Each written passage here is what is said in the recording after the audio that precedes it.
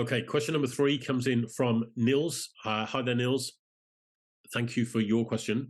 So Nils says, me and my girlfriend are first-time buyers.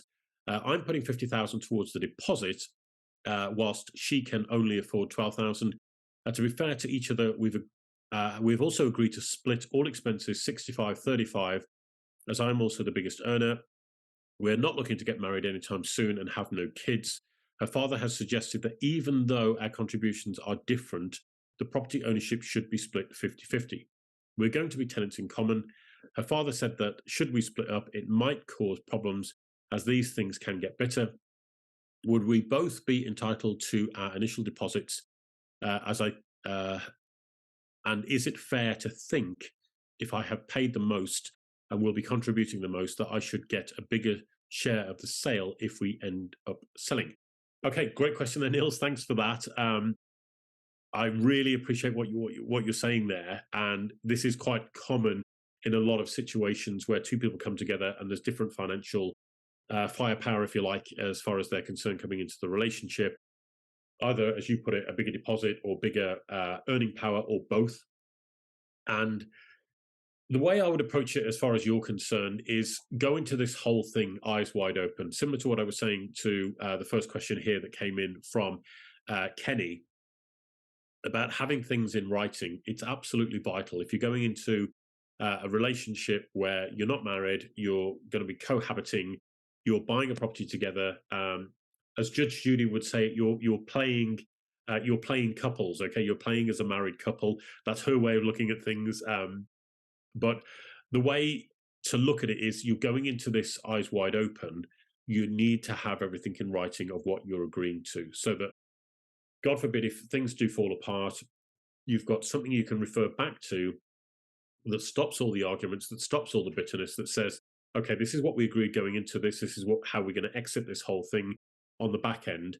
And you want to look at it from a point of view that if you're putting the majority of the money in up front, if it was fair in terms of running the monthly household bills and you were both contributing the same, then it would seem fair that if you just took your deposits back initially, and then whatever equity growth was in the property over the time of ownership, if you split that 50-50, that would seem a fair way to approach things, right? But,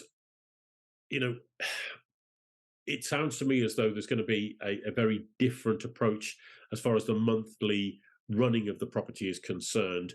And I would be careful to make sure that was agreed in writing and done up front, because it could get difficult, as you say, if things start to fall apart and things start to get a little bit more, shall we say, agitated, particularly if there's more people involved, like, for example, what would be your father-in-law if you got married. There would be potentially additional pressure that could come to bear in that sort of a situation. Now, I want to give you a bit of an example, because this happened to a friend of mine many years ago, and he was a wonderful, wonderful guy. Love him to bits. I won't mention who it is, but he'll know when I tell the story. But what happened was, him and his partner bought a property in the northeast.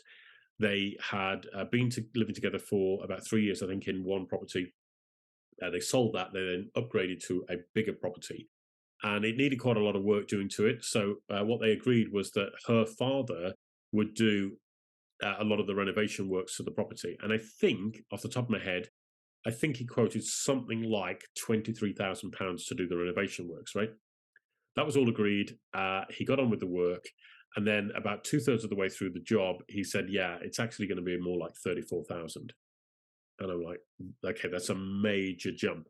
And this was at a time when their relationship was starting to break down. It was starting to get a little bit contentious. And he actually invited us up to have a look at the property. And at the time, I was just qualifying as a surveyor. And I'm looking around this house and going, okay, there was a dwarf wall in the kitchen where some of the units backed up to. And I sort of leant against this wall, and I kid you not, it started rocking. And I was like, oh my goodness, like, this is not good. And he got he got these French doors that opened out onto the garden, right? And I said, who fitted these doors? And he laughingly said it was a blind guy, meaning the father-in-law was also a blind fitter.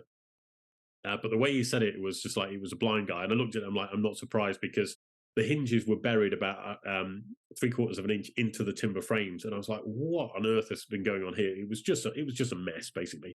And I just thought, why would you be spending your hard-earned cash on employing a cowboy builder, even if it is your what would be your father-in-law? And that relationship ended up going south, and they ended up splitting up. Now, I wasn't privy to what the financial arrangement was going in, and I wasn't privy to the financial arrangement coming out. But what I can tell you is that having stuff in writing definitely eases the burden when it comes to the emotional side of things when there's a parting of company between the two of you, because at the moment you're getting on well, the relationship's going well by the sounds of things. It must be because you're thinking about getting a house together, right? So have that conversation. God forbid this happens, we decide to split up. How are we going to handle it? I think it's fair that I'm putting 50,000 into this property, that I get at least that £50,000 back.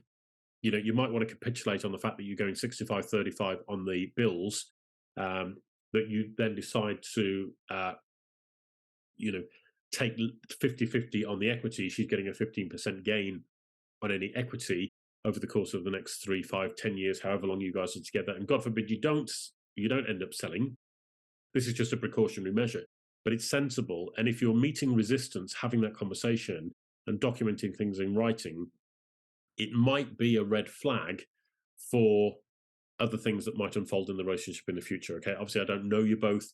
I don't know all of the scenarios that are around you both, but there's other things, as I say, that will potentially influence this, such as what happens if one of you runs up a load of credit card debt, or what happens if one of you doesn't make your payments on your credit cards or your car payments or whatever else it might be. Who's on the hook for what payments? Who's on the hook for the mortgage? God forbid one of you loses your job. What then? What then? What then? Okay. So having that conversation, yes, it's difficult. And yes, you have to go at it with cool and rational heads. But it's far better to do it up front when the relationship is sound than trying to negotiate it on the back end when, you know, things are really uncertain. And of course, the other thing is that if you're buying a property now and the market dips 20%, you both might be out of pocket because the property might be in negative equity. I don't know. I'm just throwing that out there as an idea. These are the sorts of things that you need to think about and you need to have those conversations with. I had another friend actually who bought a property with his partner, and they this was before the last credit crunch. This was about 2006, I think it was, and they got 125% mortgage on the property. Okay, it was shocking, but they were going to build this extension on the side, and then again, him and his partner ended up splitting up.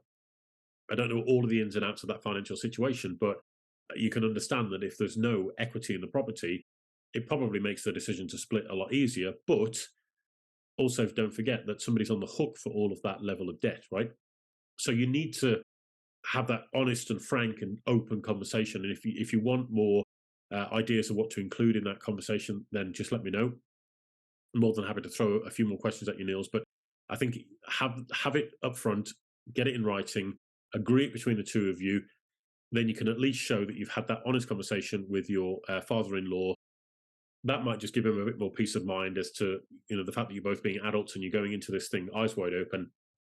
And then it's just down to the both of you to work at the relationship and make sure that it unfolds the way you want it to. Okay, so best of luck with that, Nils. As I say, anything else we can do to help, let me know.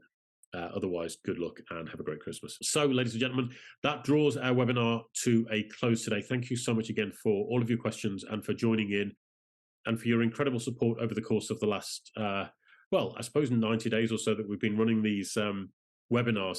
It's really wonderful to be able to sort of share some help and support and advice to various different people and help you along with your property journey, because I know how daunting and complicated it can seem when you're getting first started getting into property.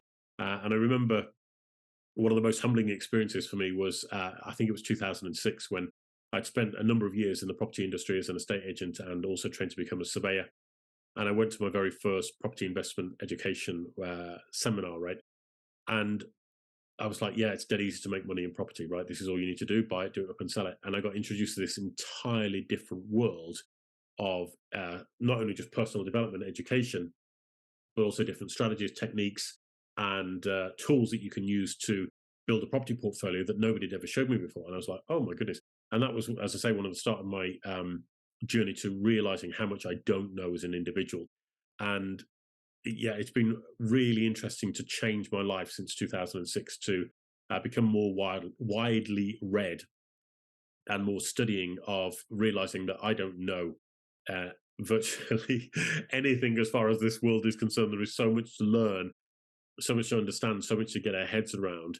Um, but that, as I say, has led me on this journey of learning a huge amount of stuff, which I'm now able to share with as many people as possible through these webinars and through these questions that we send out every week to people. And so I greatly appreciate every single one of you for being part of our WiggyWam community, for submitting your questions each week, for taking the time to watch our webinars, and also to share these questions and these webinars with your friends and family.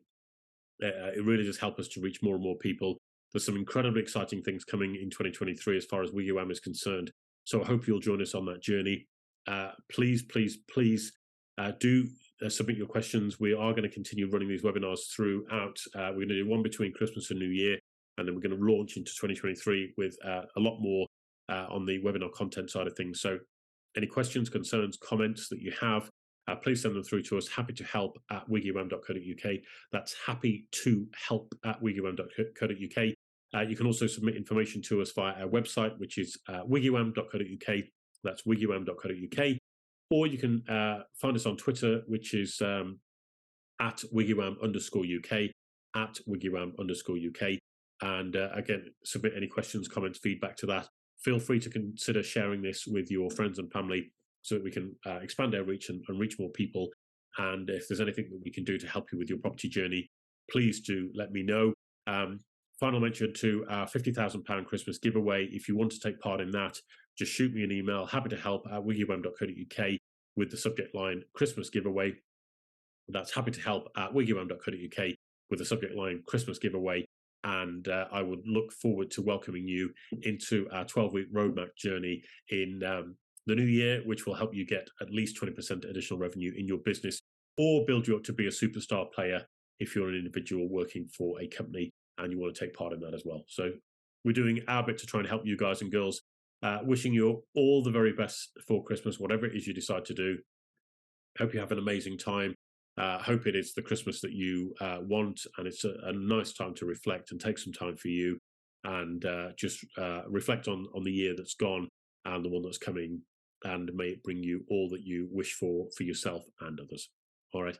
Looking forward to it, guys and girls. Thank you so much indeed. Have a lovely Christmas and New Year, and I will see you very soon. You take care. Bye bye.